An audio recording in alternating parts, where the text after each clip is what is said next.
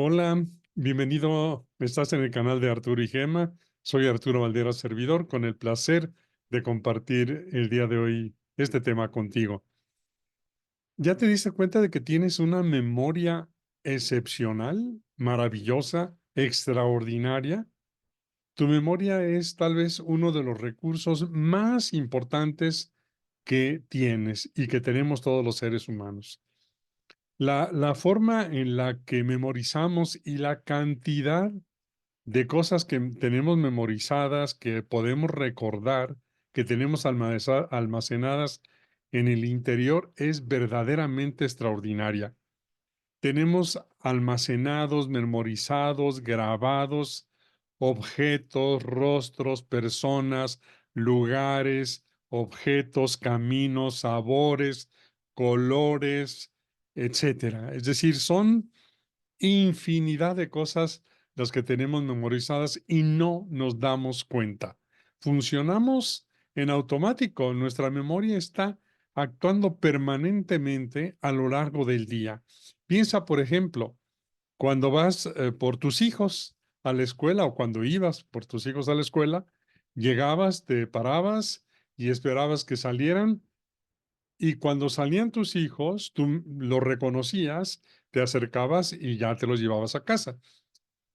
¿Cómo los reconociste? Pues por tu memoria. ¿Cómo es que no los confundiste, no te llevaste a otros niños? Tu automóvil, si lo tenías, bueno, pues caminaste y entre muchos otros reconociste tu automóvil y ahí te subiste y en él te transportaste. ¿Por qué? Porque lo tenías memorizado, lo reconociste, estaba tal cual ahí en tu memoria, lo pudiste recordar. O si viajas en transporte público, puedes ver el letrero, recordar cuál de las rutas es la que te lleva. Si vas manejando, puedes recordar sin darte cuenta el camino a tu casa, el camino a la escuela, el camino al trabajo. Todo esto lo hace tu memoria y lo hace en forma inconsciente. Cuando lees, pues reconoce las letras, las palabras, las oraciones, la sintaxis, el significado, sin darte cuenta. Si tocas un instrumento musical, es igual, la guitarra, el piano, los dedos se mueven porque recuerdan el lugar, la presión, el lugar en donde deben aplicar presión, etcétera. O si cantas, pues vas recordando, está en tu memoria, está en tu recuerdo, la letra, la música, la entonación, etcétera. Entonces, diríamos que la memoria, los recuerdos, los tenemos almacenados en una enorme cantidad porque nos son necesarios para funcionar adecuadamente en nuestra vida. Recuerda, por ejemplo, simplemente el pasado, la casa en donde naciste o donde viviste en la infancia, la población en donde viviste, etcétera. Cuando regresas después de muchos años, pasas por las calles y dices, ay, aquí estaba tal cosa. ¿Dónde? Ya no está, ya hay otra construcción. Bueno, está en tu memoria, en tu recuerdo, almacenada permanentemente desde hace muchos años. Ah, aquí estaba tal restaurante. Uy, aquí servían tal comida. Uy, me acuerdo perfectamente de fulanita de tal que estaba aquí, fulanito, etcétera. Es decir, fluyen una enorme cantidad de recuerdos que tienes grabados, memorizados en tu memoria. Y es en automático. Las experiencias que vamos teniendo las va almacenando el cerebro en forma de enlaces bioquímicos enormemente complejos, pero van quedando ahí residentes y las nuevas experiencias van haciendo que acumulemos nuevos recuerdos, nuevas memorias, etcétera. Entonces, ¿cuáles son las que nos interesan cuando hablamos de eh, este recurso que es la memoria y que necesitamos para funcionar en la vida? Bueno, las experiencias que mejor se recuerdan son aquellas que están asociadas a emociones o sentimientos más intensos. Se recuerdan mejor, se memorizan mejor, se memorizan, se recuerdan y se graban más fuertemente experiencias que, por una parte, por ejemplo, nos generaron experiencias muy agradables. Entonces, la experiencia queda grabada a un sentimiento de mucho agrado. ¿Para qué? Para que cuando tengamos otra vez una situación distinta en el futuro, podamos repetir la experiencia y volver a experimentar el agrado que tenemos grabado y volver otra vez a experimentar el placer, etcétera. Las otras experiencias que grabamos muy fuertemente son las experiencias desagradables, dolorosas o peligrosas. ¿Para qué las grabamos? Para que cuando se vuelvan a presentar en nuestra vida situaciones parecidas, semejantes o que nos parezcan que nos pueden volver a generar esas experiencias dolorosas o desagradables, las podamos evitar y nos podamos defender de ellas. Entonces, esas son las experiencias más fuertes que vamos dejando grabadas. Por ejemplo, unas de las experiencias o un conjunto de experiencias muy agradables que vamos grabando desde la infancia es la comida. Es la comida que vamos em, consumiendo en casa, que hacían las personas que ahí estaban, la mamá, la abuela, la tía, etcétera, y que fuimos acostumbrándonos y percibiendo como muy agradables.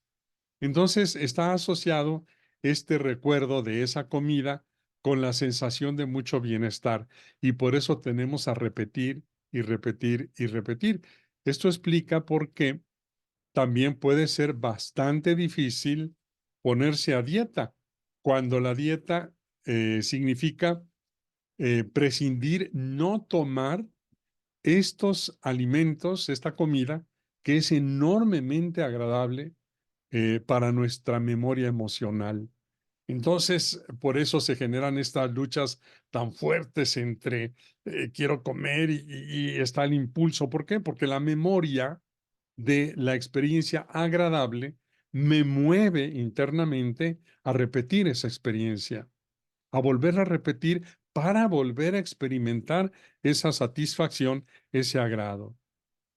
Pero observa que también el mismo mecanismo ocurre para las experiencias dolorosas, porque las experiencias dolorosas, desagradables, peligrosas incluso, las vamos acumulando incluso desde el principio de nuestra vida y las vamos llevando al inconsciente para que estén ahí de manera que si en el presente se presenta alguna situación que pudiera parecerse a aquella que nos generó ese dolor, podamos reaccionar defendiéndonos.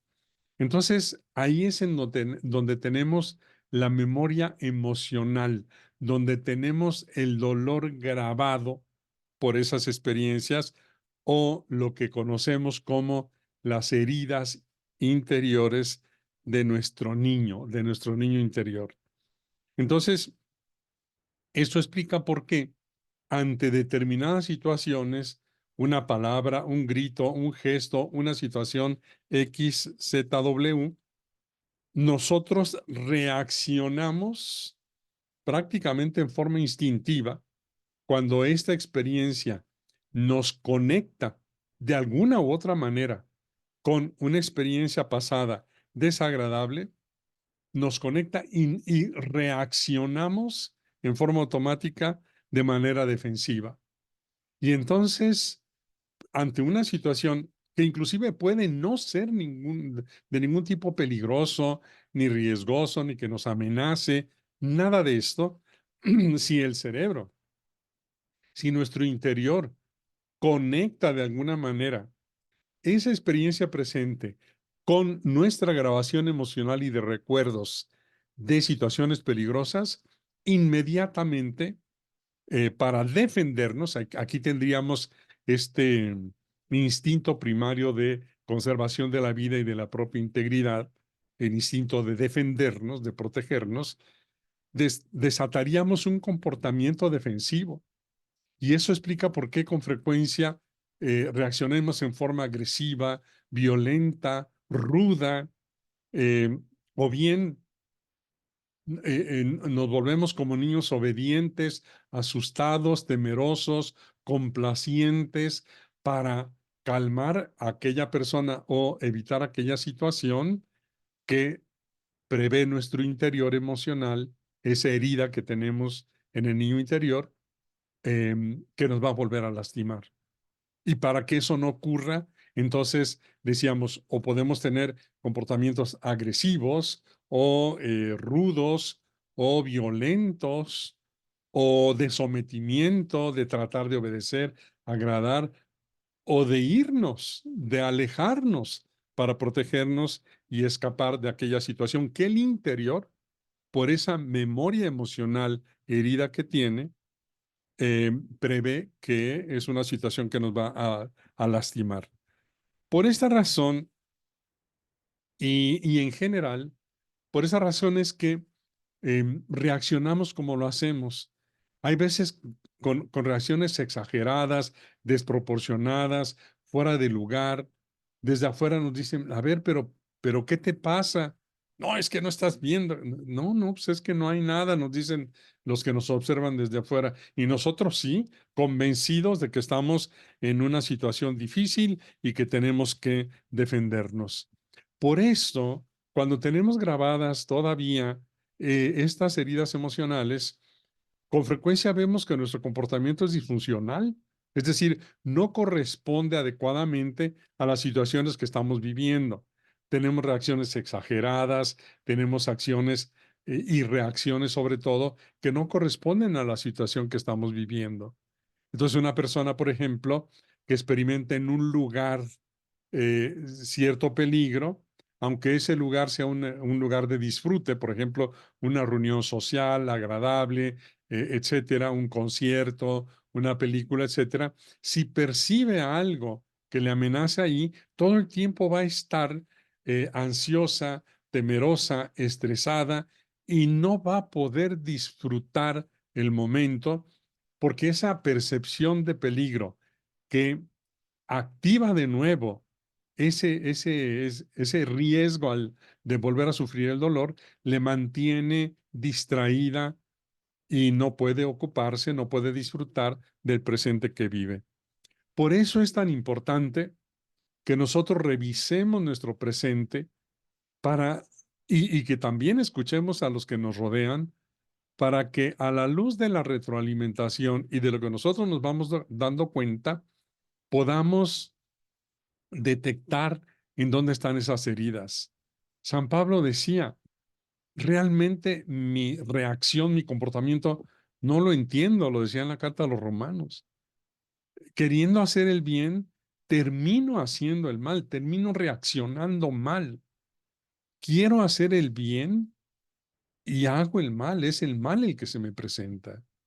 ¿Con qué frecuencia nosotros igual queremos hacer el bien, tenemos buenas intenciones, pero estos mecanismos profundos, resultado de estas heridas interiores, hacen que se disparen estos comportamientos disfuncionales?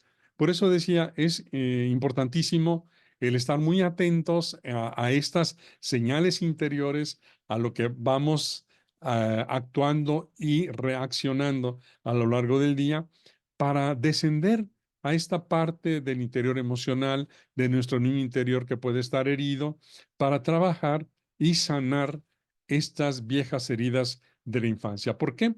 Porque si el recuerdo, el acontecimiento no va a cambiar, pero lo que sí podemos hacer es reelaborar el interior a través de este proceso de curación, de manera que ya no se perciba una situación que no es peligrosa como peligrosa, que lo que es peligroso lo podamos percibir como peligroso, pero lo que no es peligroso no. Y aquello inclusive que es disfuncional en nuestra vida, podamos encontrar otras estrategias más saludables, más sanas, eh, para poderlos enfrentar y resolver. No estar agrediendo, no estar huyendo, escapando, escondiéndonos o diciendo que sí a todo mundo o asustados, comportarnos ya en la vida adulta como pequeños niños asustados.